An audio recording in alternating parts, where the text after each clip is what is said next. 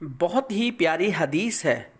حضرت ابو ہریرہ رضی اللہ تعالی عنہ فرماتے ہیں کہ رسول اکرم صلی اللہ علیہ وآلہ وسلم نے فرمایا کہ ایک شخص نے اپنے اوپر بہت زیادتی کی تھی۔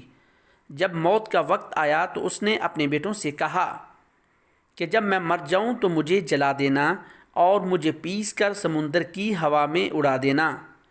اللہ کی قسم اگر میرا رب میرے اوپر قادر ہوگا تو اللہ کی قسم میرا رب مجھے ایسا عذاب دے گا جو کسی کو نہ دیا ہوگا۔ حضور اکرم صلی اللہ علیہ وآلہ وسلم نے فرمایا کہ اس کے بیٹوں نے اس کے ساتھ ایسا ہی کیا۔ پھر اللہ تعالیٰ نے زمین سے کہا کہ جو تو نے لیا ہے اسے حاضر کر۔ اتنے میں وہ شخص کھڑا ہو گیا تو اللہ تعالیٰ نے اس شخص سے پوچھا کہ تجھے اس کام پر کس نے آمادہ کیا تھا؟ تو اس شخص نے کہا اے میرے رب تیرے ڈر اور خوف نے اس بات پر آمادہ کیا تھا۔ تو پھر اللہ تعالیٰ نے اس شخص کو اسی وجہ سے معاف کر دیا۔ سنن ابن ماجہ حدیث نمبر 4255۔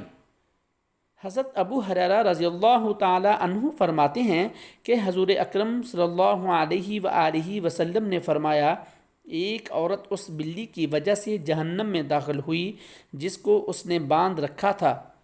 وہ عورت نہ اس کو کھانا دیتی تھی اور نہ ہی اس کو چھوڑتی تھی یہاں تک کہ وہ بلی مر گئی۔